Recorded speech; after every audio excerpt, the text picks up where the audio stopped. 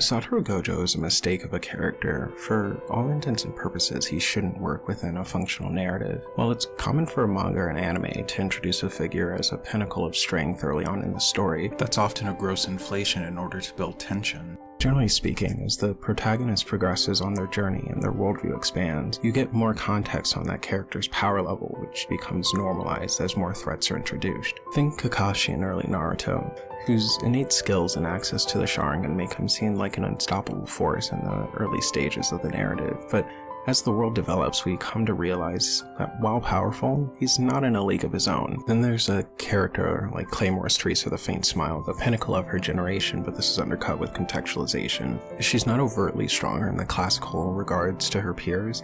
She's not faster, she's not physically stronger, she doesn't have some overt power that allows her to plow through her enemies. She's simply more skilled than her peers at tracking the flow of energy within her opponents. Sometimes you have a figure like All Might who splits his time between a weaker and stronger form depending on their energy levels. None of these contextualizations apply to Gojo. He's simply the strongest. He states as such almost as soon as you meet him, and the story fully supports this notion. For the early arcs of JJK, Gojo acts as a get-out-of-conflict free button. In many ways, he's more of a sentient deus ex machina than a character. Anytime Yuji and the crew face a challenge, the story at large had to go out of its way to explain why Gojo either can't or won't intervene. Whether it's being in a different location, to staging the conflict as a training exercise, or in the latter arcs locking him in a pocket dimension, the story has to repeatedly take a moment to explain what is or isn't happening with him. There are 11 arcs in the manga for a total of 271 chapters. Of those, only 9 feature series protagonist Yuji Itadori. During all of this, Gojo is a mainstay until he gets sealed around chapter 90, about a third of the series' duration. He later gets unsealed in chapter 221 and dies in chapter 236, and eventually his corpse is reanimated in chapter 260. To contextualize this, for about the first third of JJK, the villain's primary plan centers around getting Gojo off the board so they can get to their actual plan unimpeded. Then for the next 48% of the story, the protagonists are searching for some way to free him from his imprisonment. He then dies 14 chapters later, and then is resurrected 24 chapters after that. But in more generalized terms, out of the 271 chapters of JJK, all but 11 of them in some way center around the villains trying to imprison Gojo, the protagonist trying to free bro out the slammer, or attempting to weaponize his reanimated corpse. Essentially, the majority of the series is spent with one faction or another attempting to ensure that he is or isn't present during the events of the current arc. And honestly, I hated his presence from the onset of the series for that reason. Don't get me wrong, he's undeniably cool, pure personification of being figuratively, literally untouchable. From his sleek design that's contrasted by his overwhelming displays of power, he aesthetically represents so many things I love.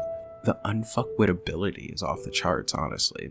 I just abhorred how he warps the story around himself. His ability to invalidate any threat merely by showing up creates a hard narrative corner that Gege walked himself into. It's hard to create a sense of organic narrative tension when...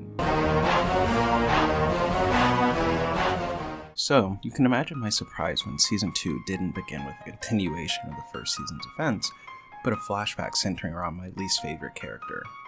And I ended up loving it. The Hidden Inventory arc focuses on Gojo and his roommate, Geto. Being assigned a protection mission. They need to make sure a sacrificial child is kept alive long enough to become the vessel of Master Tengen, an immortal sorcerer who needs to inhabit a new body every 500 years lest their powers run amok.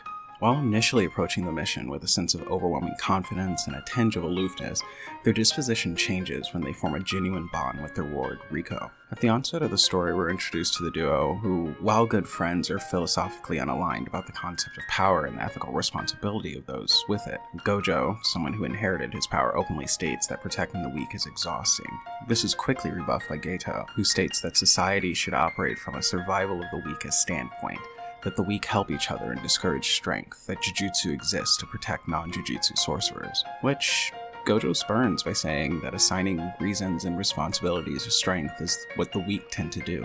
The disagreement quickly escalates to a point of almost coming to blows, This is the first of the major disagreements we see these two have. Despite being good friends, they exist as diametric opposites of each other in many ways. Gojo, born with power, Geto had to earn it. Gojo showing disdain for the weak, Geto empathizing with them, Gojo being in the world, Geto being of it. Gojo believes that he is inherently better than humans, Geto thinks that the former is all the more arrogant for holding such a belief. Their dynamic is encapsulated succinctly when the two silently walk down the street together after being assigned their mission.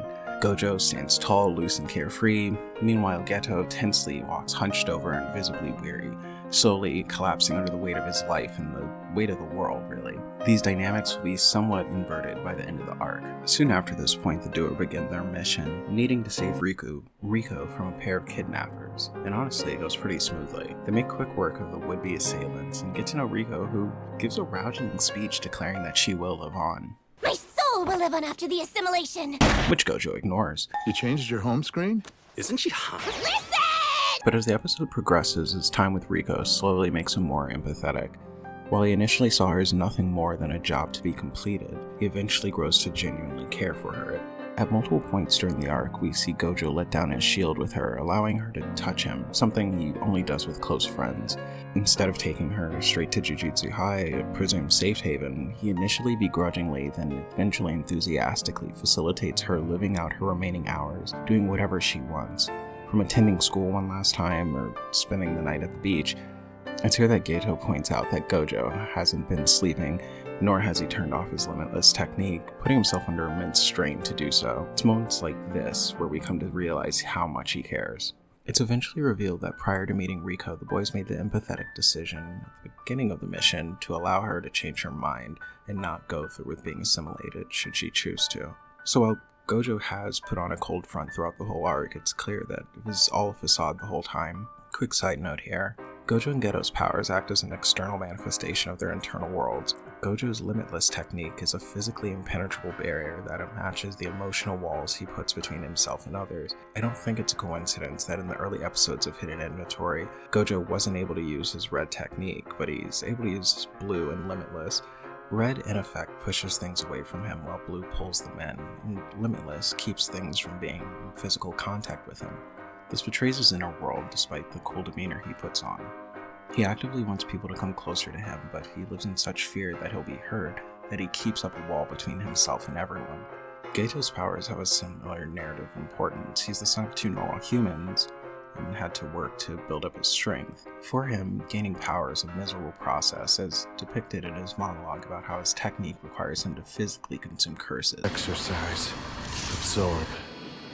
No one else understands what cursed spirits taste like.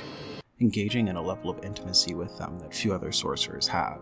He proclaims that nobody else knows what curses taste like, except for Toji, but that's a separate essay within itself.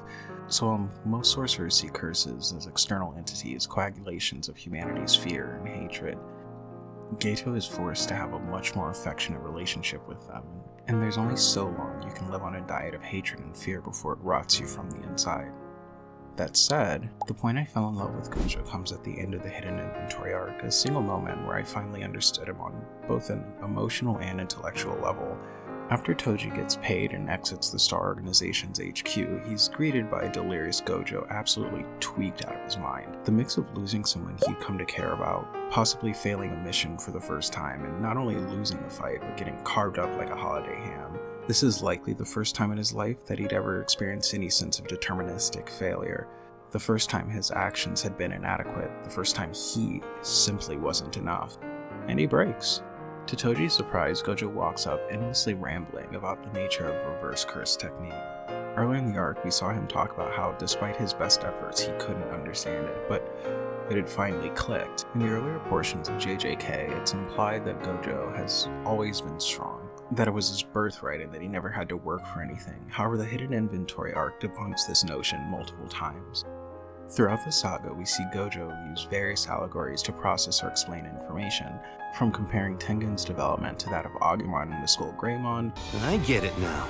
It would be fine if he digivolved into Metal Greymon, but we can't have him turning into Skull Greymon, so we help start him off from the beginning at Koromon.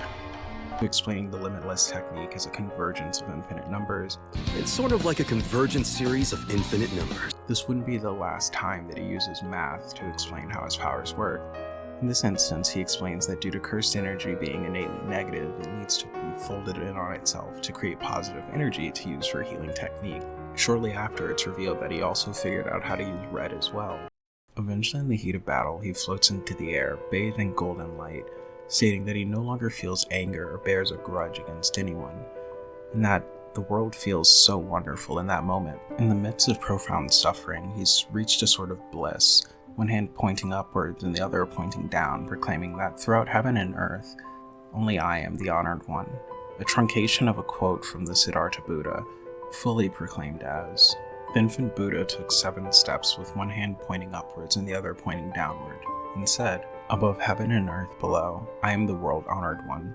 I shall dispel the suffering that fills the world.'" Sometimes it's translated as, "Heaven above and heaven below. I alone am worthy of honor.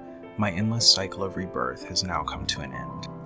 Both translations are reflected in Gojo's life going forward.